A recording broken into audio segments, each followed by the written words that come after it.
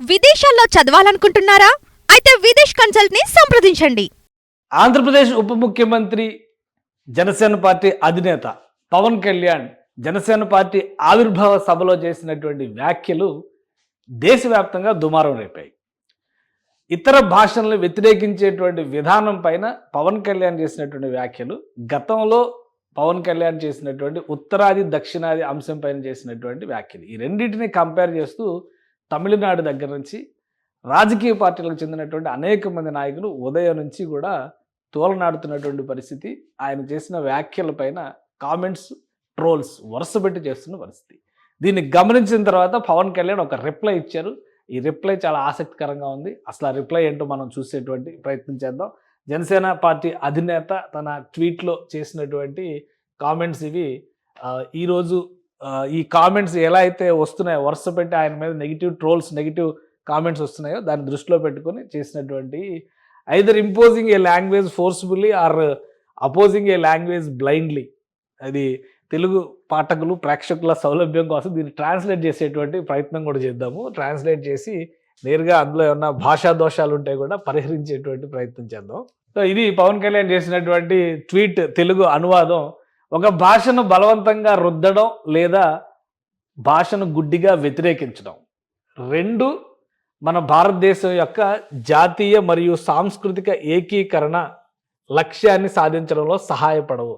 అంటే cultural identity and integrity, దానికి సంబంధించి సాంస్కృతిక నేషనల్ జాతీయ సాంస్కృతిక ఏకీకరణ అనేటువంటి విషయంలో ఒక భాషని గుడ్డిగా బలవంతంగా రుద్దడం అయినా అలానే గుడ్డిగా వ్యతిరేకించడం అయినా ఈ రెండు కూడా ఏమాత్రం పనికిరావు అని చెప్తున్నారు. నేను ఎప్పుడూ హిందీని ఒక భాషగా వ్యతిరేకించలేదు, దానిని తప్పనిసరి చేయడాన్ని మాత్రమే నేను వ్యతిరేకించాను. ఇక్కడ క్లారిటీ ఇస్తున్నారనమాట. గతంలో ఎందుకు ఆయన వ్యతిరేకించారు, హిందీని వ్యతిరేకించలేదు, హిందీని కంపల్సరీ చేస్తామనేటువంటి వాదనను మాత్రమే వ్యతిరేకించానని చెప్తున్నారు. దానికి సపోర్టింగ్గా ఇంకో మాట చెప్తున్నారు Pawan Kalyan. NEP national education policy 2020 స్వయంగా హిందీని అమలు చేయనప్పుడు దాని విధించడం గురించి తప్పుడు కథనాలు వ్యాప్తి చేయడం ప్రజలను తప్పుదారి పట్టించే ప్రయత్నం తప్ప మరొకటి కాదు. ఎన్ఈపి 2020 ప్రకారం విద్యార్థులు విదేశీ భాషతో పాటు ఏవైనా రెండు భారతీయ భాషలని వారు మాతృభాషతో సహా నేర్చుకునే వెసులుబాటును కలిగి ఉంటారు. వారు హిందీని అధ్యయనం చేయకూడదనుకుంటే తెలుగు, తమిళం, మలయాళం, కన్నడ, మరాఠీ, సంస్కృతం, గుజరాతీ, అస్సామీ, కాశ్మీరీ, ఒడియా, బెంగాలీ, పంజాబీ, సింధీ, బోడో, డోగ్రీ, కొంకణి, మైథిలి, మైటీ, నేపాలీ, సంతాలి, ఉర్దూ లేదా ఏదైనా ఇతర భారతీయ భాషను ఎంచుకోవచ్చు. ఇది తెలుగులో పవన్ కళ్యాణ్ చేసినటువంటి ట్వీట్ సారాంశం. ఇక ఈ Janasena party firmly stands by the principle of linguistic freedom and educational choice for every Indian. ప్రతి భారతీయుడికి కూడా భాషాపరమైనటువంటి స్వేచ్ఛ పట్ల జనసేన పార్టీ అంకితభావంతో ఉంటుందని చెప్పని పవన్ కళ్యాణ్ చెప్పారు. అలానే multi language policy is design to empower students with choice, promote national unity and preserve India's rich linguistic diversity. Misinterpreting this policy for political agendas and claiming that Pawan Kalyan changed his stance only reflects a lack of understanding. అది క్లియర్గా ఆయన చెప్పారు. తెలుగులో కూడా అదే అర్థం కనిపిస్తుంది. అక్కడ మనం రెండు విషయాలు గమనించాల్సిన పరిస్థితి కనిపిస్తుంది. పవన్ కళ్యాణ్ ఈ స్వేచ్ఛని కాపాడుతున్న జనసేన పార్టీ ప్రతి భారతీయుడికి ఉండేటువంటి భాషా స్వేచ్ఛని, విద్యా ఎంపిక సూత్రానికి దృఢంగా కట్టుబడి ఉంటుందని చెప్పి అన్నారు. అలానే ఇక్కడ తప్పుడు అర్థాన్ని తీసుకునేటువంటి ప్రయత్నం చేస్తూ పవన్ కళ్యాణ్ వైఖరి మార్చుకున్నారనే ప్రచారం చేయడం పైన కూడా ఆయన తీవ్ర ఆగ్రహం వ్యక్తం చేస్తున్నారు. వాస్తవానికి పవన్ కళ్యాణ్ చేసినటువంటి వ్యాఖ్యలు ఇక్కడ రెండు అంశాలు మొత్తం ప్రసంగంలో మొత్తం గుర్తుపెట్టుకోవాల్సినటువంటి అంశాలు రెండు కనిపిస్తున్నాయి. ఒకటి, భాషా సూత్రాన్ని ప్రతిపాదిస్తూ తమిళనాడు జరుగుతున్నటువంటి రాద్ధాంతం గురించి పవన్ కళ్యాణ్ మాట్లాడారు. ఎందుకంటే రైల్వే స్టేషన్లో పెట్టినటువంటి బోర్డుల దగ్గర నుంచి హిందీ అక్షరాలన్నిటిపైన నల్ల రంగు పూస్తూ తమిళనాడులో ఒక విద్వేషపూరితమైనటువంటి చర్య జరుగుతుంది. దాన్ని పవన్ కళ్యాణ్ వ్యతిరేకిస్తూ ఈ వ్యాఖ్యలు చేశారు. గతంలో పవన్ కళ్యాణ్ చేసినటువంటి సందర్భంలో ఉత్తరాది ఆధిపత్యాన్ని వ్యతిరేకిస్తాం దక్షిణాది పైన అనేటువంటి మాట స్పష్టంగా చెప్పారు. భాష పరంగా బలవంతంగా రుద్దేటువంటి ప్రయత్నం చేస్తే దాన్ని ఖచ్చితంగా వ్యతిరేకిస్తామని పవన్ కళ్యాణ్ చెప్పారు. ఇప్పుడు చెప్పినటువంటి మాటలు ఏంటంటే గుడ్డిగా ఏ భాషని వ్యతిరేకించడం సమంజసం కాదు. ఇప్పుడు అన్ని భాషలు కలిసి ఒక దేశంగా ఆవిర్భవించాలనేటువంటి సూత్రాన్ని మన రాజ్యాంగం ప్రబోధిస్తున్నప్పుడు దాన్ని రాజకీయ వైషమ్యాల కోసం ఉపయోగించడం నేరం అనేది పవన్ కళ్యాణ్ చేసినటువంటి వ్యాఖ్య. అయితే దాన్ని ఎవరికి తోచిన రీతిలో వాళ్ళు ఇంటర్ప్రెట్ చేస్తూ వెళ్తున్నారు, ఎవరికి తోచిన పద్ధతిలో వాళ్ళు మాట్లాడుతూ ఉన్నారు. ప్రకాష్ రాజ్ ఒక కామెంట్ చేస్తే విజయ్ ఇంకో కామెంట్ చేస్తున్నారు, డిఎంకే లీడర్స్ ఇంకో కామెంట్ చేస్తున్నారు, పవన్ కళ్యాణ్ ఆ రోజు ఇలా అన్నారు, ఈ రోజు ఇలా అన్నారు అనేటువంటి ఇంటర్ప్రిటేషన్స్ చేస్తున్నారు. ఫైనల్గా పవన్ కళ్యాణ్ చెప్పదలుచుకున్నది ఏంటంటే భాష పట్ల ద్వేషం అనేది ఒక సమాజానికి మంచిది కాదు అని చెప్తున్నారు. అది ఖచ్చితంగా. అలానే భాష నేర్చుకునేటువంటి విషయంలో మేము 2 భాషలు నేర్చుకుంటాం అనేటువంటి మొండి వైఖరిని మొదటి నుంచి కూడా ఇప్పుడు 1928లోనో, 1932లోనో, 1952లోనో, 1964లో జరిగినటువంటి భాషా ఉద్యమాల గురించి మాట్లాడుతున్నటువంటి పరిస్థితి తమిళనాడులో ఉంది. భాష కోసం రాష్ట్రమే కావాలని పోరాడినటువంటి ఆంధ్రప్రదేశ్ ఈరోజు 2 భాగాలుగా మారి 2 రాష్ట్రాల్లోనూ తెలుగునే మాట్లాడుతున్నారు, వేరే భాష ఏం మాట్లాడట్లేదు.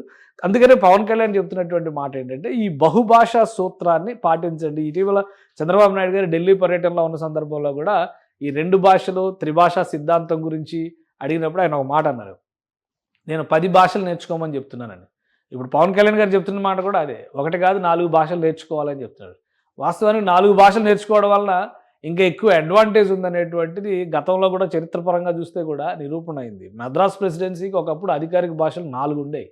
తమిళ్తో పాటు తెలుగు, ఒడియా, మలయాళం, కొంత భాగంలో కన్నడ కూడా ఉండేటువంటి పరిస్థితి. అంటే భాషా ప్రయుక్త రాష్ట్రాలు ఏర్పడిన తర్వాత ఒక రకంగా ఒక భాషా సమాజం ఒక దగ్గరికి పరిమితం అయిపోయినటువంటి పరిస్థితి కనిపిస్తుంది. ఈరోజు ఇప్పుడు గ్లోబలైజేషన్ పాలసీల నేపథ్యంలో ప్రతి ఒక్కరూ ఫ్రెంచ్ నేర్చుకోవాలి, జర్మన్ నేర్చుకోవాలి, జపనీస్ నేర్చుకోవాలి. ఎందుకంటే టెక్నాలజికల్ ఇంటిగ్రేషన్ అనేది ప్రపంచవ్యాప్తంగా జరుగుతుంది.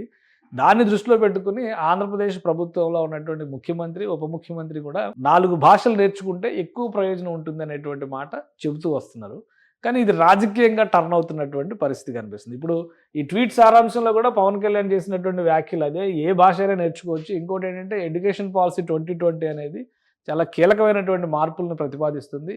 చదువులో విద్యా వ్యవస్థలో మార్పులు తీసుకురావడంతో పాటు విద్యా వ్యవస్థను ఏకీకృతం చేసే విధంగా నడుస్తుంది. సిబిఎస్ఈ వేరు, స్టేట్ సిలబస్ వేరు అని ఒకప్పుడు ఉండేది. ఇప్పుడు అన్ని సిలబస్లు ఒకటవుతున్నటువంటి పరిస్థితి వస్తుంది. దానికి ప్రధానమైన కారణం నేషనల్ ఎడ్యుకేషన్ పాలసీ. అలానే భాష పరంగా తీసుకోవాల్సినటువంటి అంశము సామాజిక శాస్త్రాలు, శాస్త్రీయ అధ్యయనాలు, ఈ రెండింటిని ఇంటిగ్రేట్ చేయడము. ఎంబైపీసీ లాంటి కాంబినేషన్స్ ఈరోజు ఎందుకు పుడుతున్నాయంటే నేషనల్ ఎడ్యుకేషన్ పాలసీ 2020 వలన. అలానే యూరోప్ లాంటి దేశాల్లో ఫారిన్ లాంగ్వేజ్ నేర్చుకోవడం అనేది మ్యాండేటరీ. ఒక చిన్న ఉదాహరణ ఏంటంటే సోనియా గాంధీ గారు రాజీవ్ గాంధీ గారిని ఎందుకు కలిశారు?